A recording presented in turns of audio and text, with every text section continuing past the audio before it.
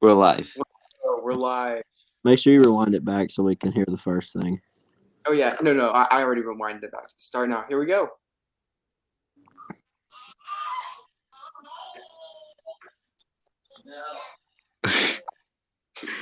Internet died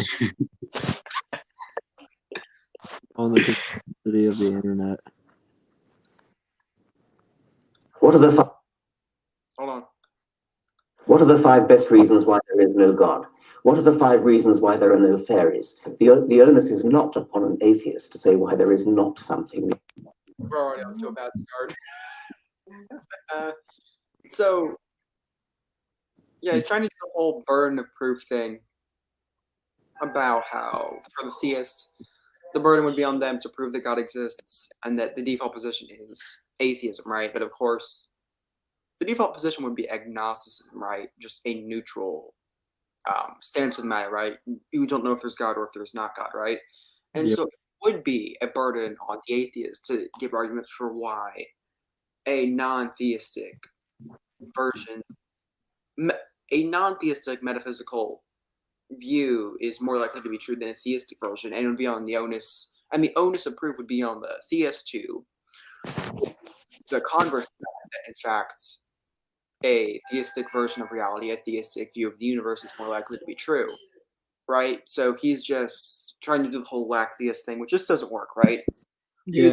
You believe that God does not exist, you believe that God does exist, or you don't know, right? Any sort of black theism that tries to avoid agnosticism is just ridiculous. So, And that's why I would say that like what atheism is it's a negation of a question, and any negation of a question must have proof behind it, right? So you don't walk into a courtroom and say, "I just lack a belief this guy killed him."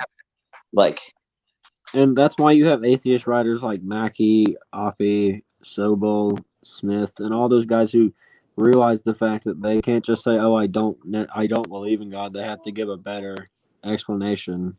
right, they have to show why They- a non-theistic metaphysic is likely, right? How other explanations are better than the God explanation. So, yeah, let's continue. The onus is on a theist to say why there is.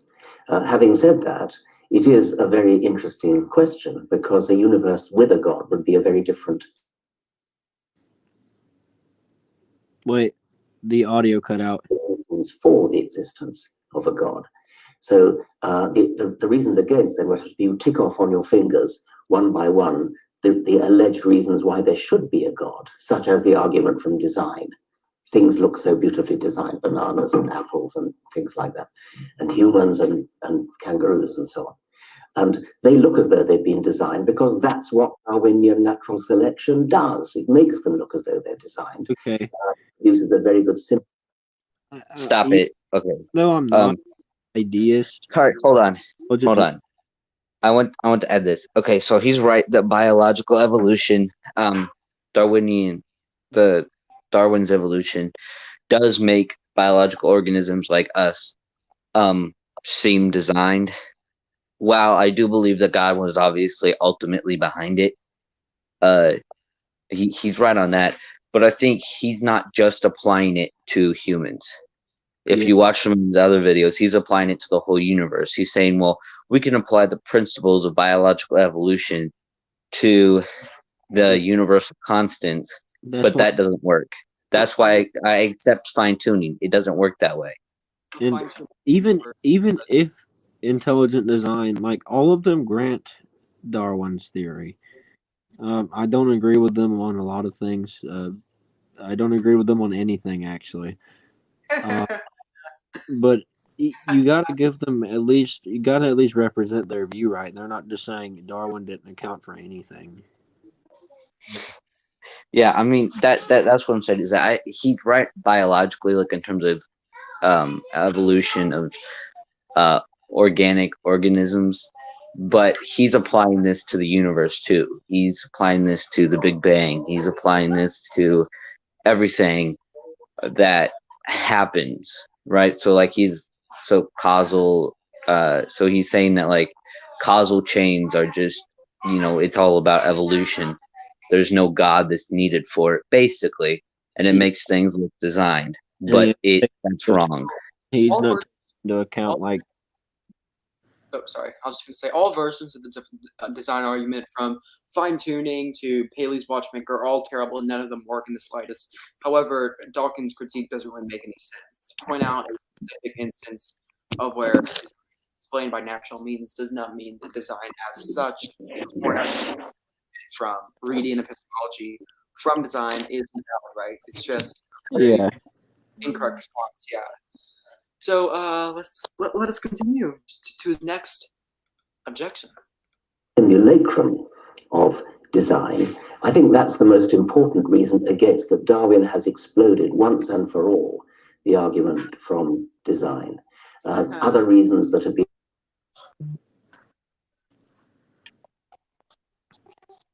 The audio cut out again. Chris, imagined, how easily they dream. What? the audio cut out for like the last half. Oh, I could hear it just fine. So I'll go Yeah. back. Just rewind, like right to there. Has exploded once and for all the argument from It cut out again.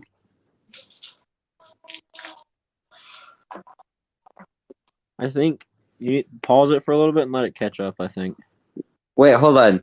You can't mute yourself, Chris. Otherwise, it cuts out the audio.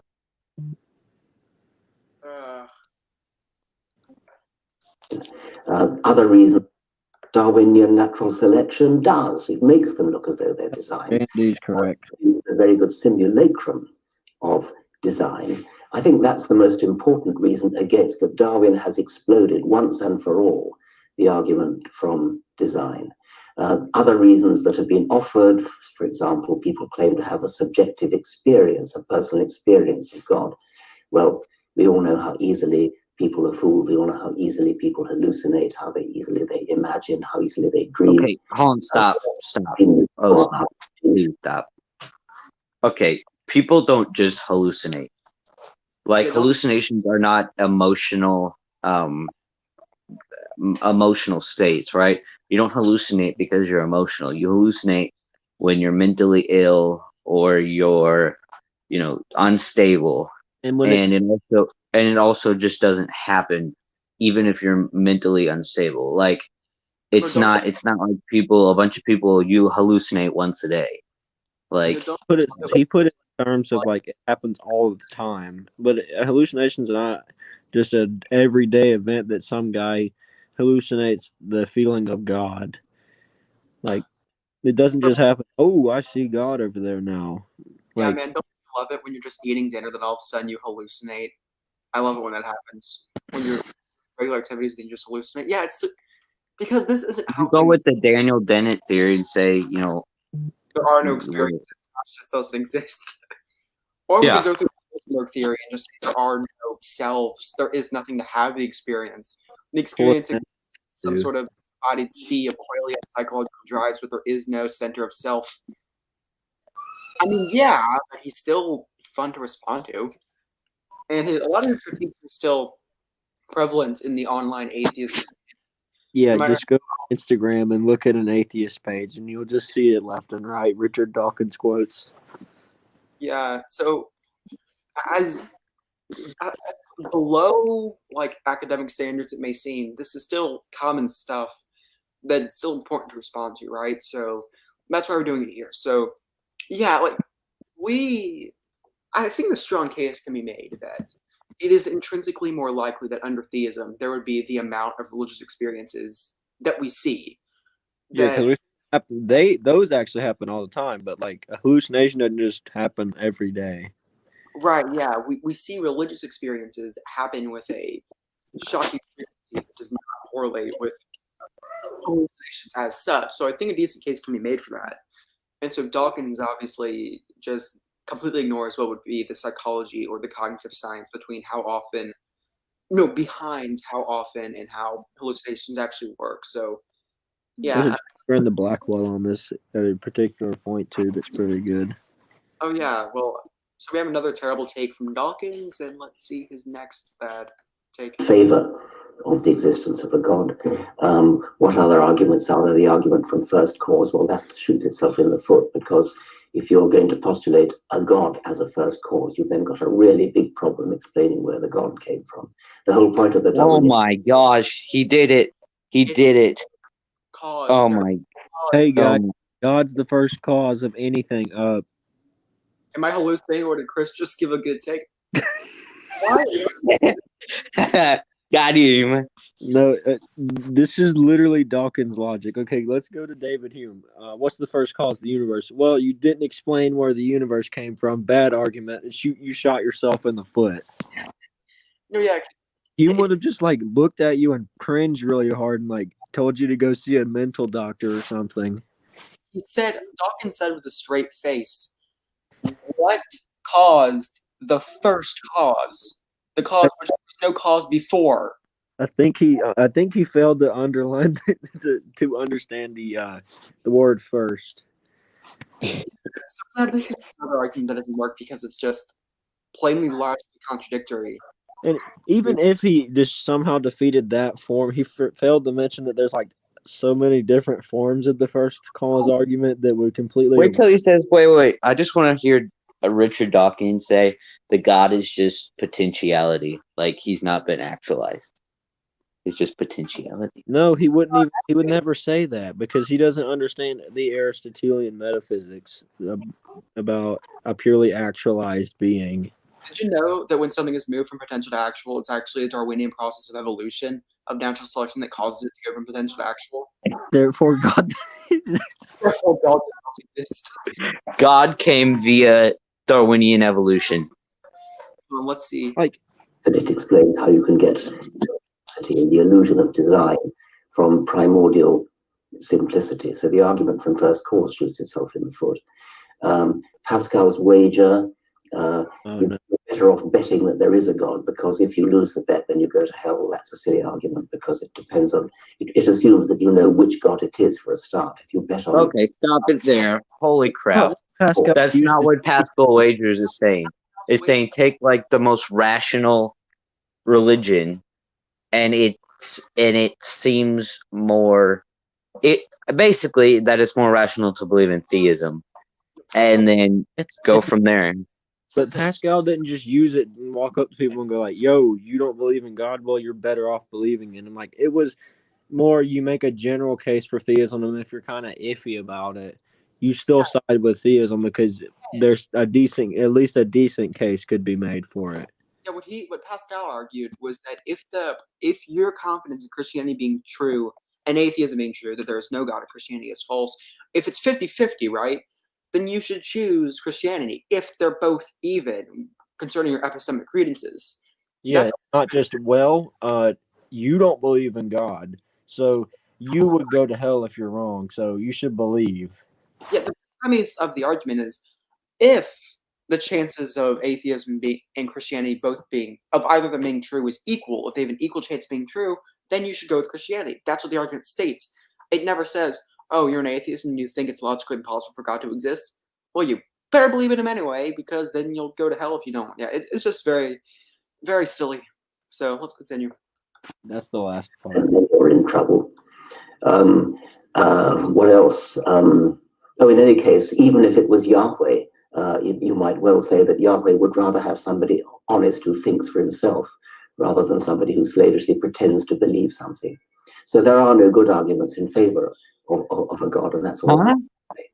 Everything we're going to do in Oh no, here we go. I see where this is going already. I've watched this. It's horrible. But everything we're going to do in the future, then we don't have free will. But we do. If God doesn't pause it. What? Okay. First off, there are multiple theories. There are multiple models of free will that are compatible on B theory. Second, Not to mention, it was an option. I'm a technical determinist, so doesn't apply. Yeah, to a lot of theistic models, it doesn't apply. Like, it doesn't apply to open theism. It doesn't apply to Molinism. It doesn't apply to, and even though I don't subscribe to those things, I'm just pointing it out. It's not a reason to immediately abandon the Christian faith because Yeah. foreknowledge. That seems more like a reason to abandon Arminianism. Like it's not a reason to abandon God. Yeah, that'd be no, yeah, because Calvinism is like God knows the future, and you don't have free will. Deal with it. You do. I'm a Calvinist, but again, I do accept free will to a certain extent. I guess I guess you could call me a minimalist Calvinist. Wait, are you a 5-pointer or a 4-pointer? I am not a 5-pointer. What? I'm not the guys who are like. I mean, I don't know. Like sometimes I feel like a 5-pointer, and other times I don't. I'm 100% a 5-pointer, and I've been. Yeah, I know you are. That's why you read R.C. Sproul a bunch. I love R.C. Sproul. He is my man. I do. I like him on a lot of things. I like his refutation of Molinism, but Review Cosmic Skeptic. Yeah, I'd like to review him, but which one should we do? he's not. Right, He's not. Keep going. These are really short. Just go to like. Let's go to. I'm gonna go to point 11 before we stop again. Okay. We're going to do in the future, then he's not really omniscient. God couldn't stop a murder when there were only. Hold on.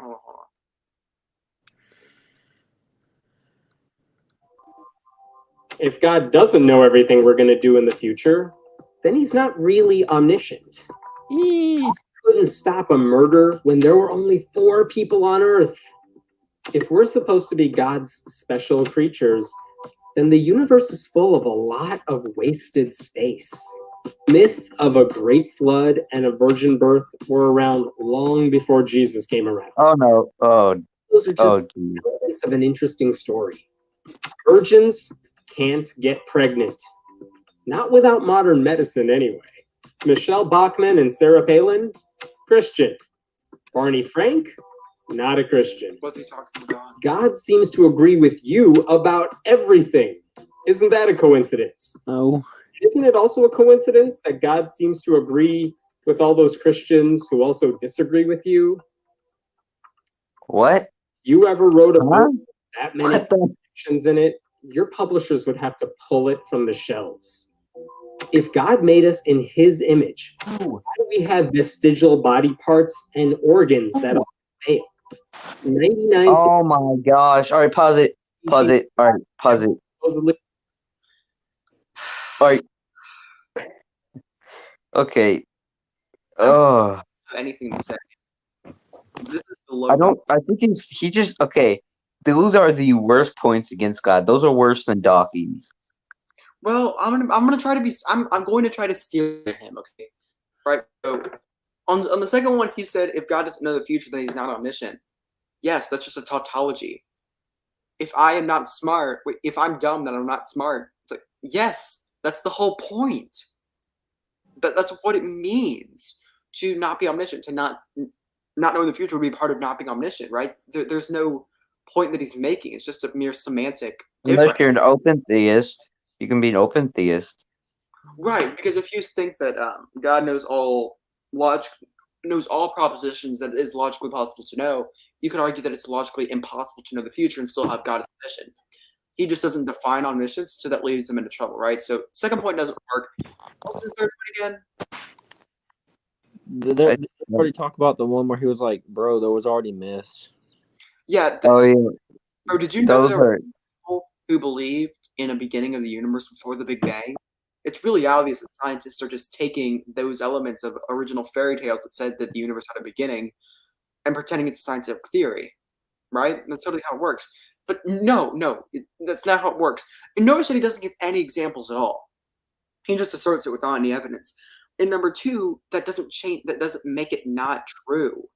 Yeah. To What make I did before this, I went through every single alleged, like, what is it, mystery religion and stuff that they always talk about. I went through every one of them and like read about them, and like, there are some similarities, but like, there's so many variations of each story that they have to literally pick each little element out of each story that they like. because the myths evolved over a very, very long period of time, right? And so there are different versions. And so to pick out one idiosyncratic version doesn't make any sense, No, right? you don't even pick even a single version because you pick like one little nitpick of that version that you like, and then you pick another one of another version. Okay, so I can actually. All right, let me steel man this real quick. So, Aaron Ra, I know he's like my pet peeve. He's your Okay. nemesis. He's your arch nemesis, man. Who's mine? Yours is He Richard does. Gere.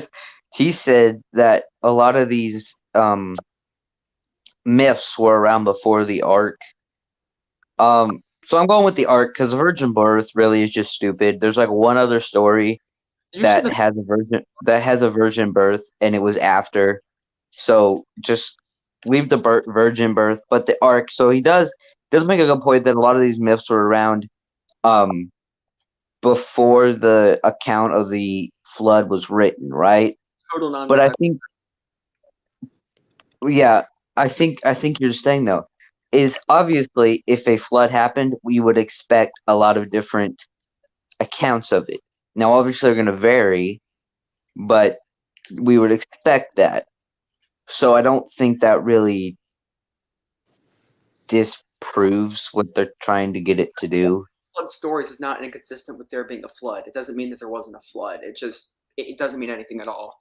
And about virgins not being able to get pregnant, you do understand that if God exists, he is omnipotent, and he could perform a miracle like that would allow that, right? He is not bound by the laws of biology. Yeah, he's not going to be like, oh, wait, you can't naturally do that? Let me just limit myself to natural processes real Darn quick. it, this law that I created is there. I can't do anything about it. Oh no.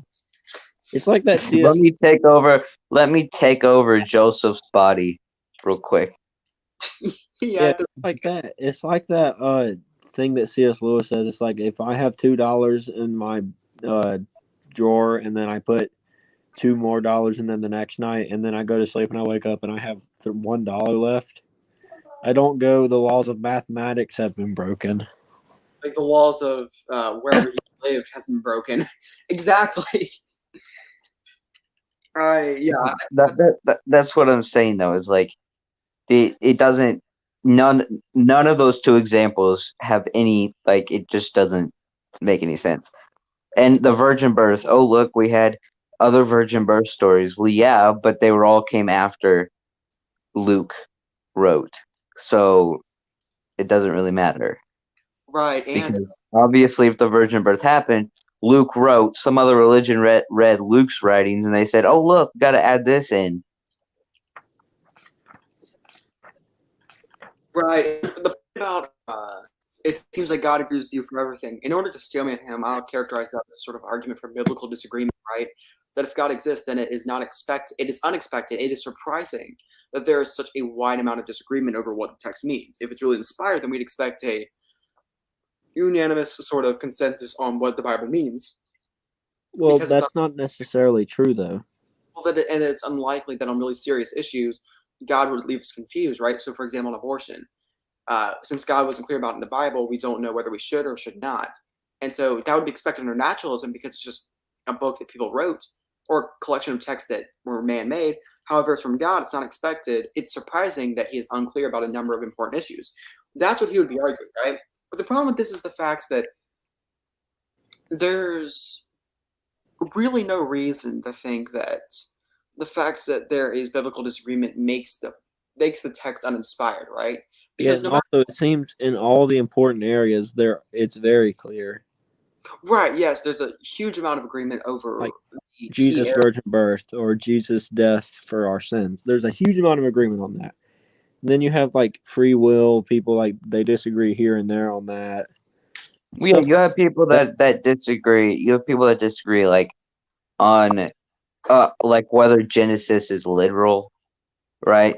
So I wouldn't count that as a huge main part of the Bible because I don't see believing in that or not believing in that affecting their salvation. Like, I don't think issue on whether a particular obscure text is interpreted literally or metaphorically. It doesn't have any real relevance. And considering how direct a majority of the Bible is, the essential parts, I don't think there's anything that's unexpected. And some especially from related theology, will say, well, really intelligent people disagree on certain interpretations of the Bible. And that's not expected in Christianity. But yes, it is. I mean, just because the text is inspired doesn't mean humans are infallible. There's still a discrepancy between the inspired words and meanings of the text versus actual human minds. And when we discursively reason from the text and other meanings, we're fallen creatures, right? We're prone to sin. So even if the Bible's inspired, we're not going to get it perfectly. We're gonna have disagreements. We're gonna misinterpret things. Like that's just human nature. So I don't. Yeah, and again, like in the significant areas, everybody agrees on it almost. Everyone agrees on Jesus' divinity. And before you say something, I am definitely excluding Unitarians. They are not. But like, no one reads the Bible and then comes away with the conclusion Jesus wasn't the Son of God and that Jesus didn't die and stuff like that. Fair, there are Unitarians and heretics that have said that in the past, but of course, like it's very obvious that those were mostly philosophical concerns. God, Jesus can't be identical because of such and such metaphysical concern. But when it actually comes to interpreting the text, it is very clear that Jesus is God incarnate. There are three persons in the Trinity. That God is triune. That Jesus was born of the Virgin Mary. That Jesus rose on the third day and died for our sins. All of these things are very obvious. And so, because intelligent people disagree on certain aspects, does not make it a salvic issue and does not make it unexpected theism. It's just not relevant. Okay. Yeah. So, yeah. Well, I would grant them this if the Bible says we're all perfect beings and we're all, infallible. But it actually says the exact opposite. It says we are way more prone to we're very, very fallible. We are prone to sin. We're prone to misinterpreting things. Like it actually says the exact opposite. Right. So let's move on. Created are extinct. How many do-overs does God need? God doesn't. I think this is the point that Christopher Hitchens made in his debate with Craig. And this is like central point, but just because a lot of things have died doesn't mean that he's doing a do-over. Right? It just means it was their time. I think that begs the question to say that God had to do do-over, right? It assumes that God made a mistake, which is the issue in question, right? And so, but there's no reason to assume that it was a mistake. Rather, it's equally plausible to say that that was part of God's plan, or that he had ulterior motives for doing that, or if it was simply to craft a narrative. Like, I mean, you say, well, God made a mistake and created all these people evil. It is very probable that he had a plan, right? So Noah gets off the ark and populates the earth, right, with his children. So it is very probable that he had a plan in terms of that. He knew that Noah's descendants were going to mostly be godly people, quote unquote. Like you can see where there might have been a plan there. It's also like it's a point that Alvin Plantinga kind of stresses in God, Freedom, and Evil, but I guess it could apply here. It's like if God has this super perfect plan and we are imperfect beings, well, I think that we would have the exact same thinking. Right, and it's the same thing when it comes to Old Testament violence, right? Why assume that we have a perfect moral epistemology, right? That we are automatically assumed or imbued with correct moral faculties, right? Now, this doesn't mean that we are completely incorrect in our moral actions and our moral understandings, right? But when it comes to God's actions, I don't think there's any reason to suppose that we are in a good epistemic standpoint to judge morally God's actions, when in fact it's made clear in Scripture and in such texts that we probably aren't. We can't understand the ways of God, even though we can evaluate in our own behavior generally what is moral and what is not. There's no damage done to our moral epistemic faculties with this argument. So, yeah, and I'd also like to point out that he made an argument from scale earlier, which is that, if we're so special, then why is the universe so big? When, in fact, throughout the Bible, we are told that the heavens are made to declare the glory of God, right? To exemplify God's power, his goodness, and his truth, right? And it's a form of natural revelation, right? Or general revelation, that we are able to come to understand God or his attributes or his nature from nature itself, right? It's a form of revealing himself to us. Just because we can't live out there as of yet doesn't show any distinctive proof against God or any evidence, even no inductive evidence. It's just and also, it seems in the Bible and through most monotheistic texts that it's centered on the earth and that the earth is a very important and very special place. Like, it wouldn't be special if life was just everywhere. Exactly. And I think C.S. Lewis made a good point that if there was no rest of the universe, all that existed was Earth, then one could argue, then God must not be very powerful because he can only create one thing. He certainly Yeah. lacks the ability to create a grand universe. This shows that he is not a powerful God. But if he created a grand universe and it was an empty universe, they'd say, why is it so empty? We're clearly not very special.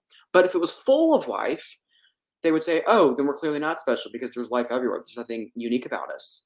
And so, Yeah, either way, whether it's a one planet, then God's not powerful or grand.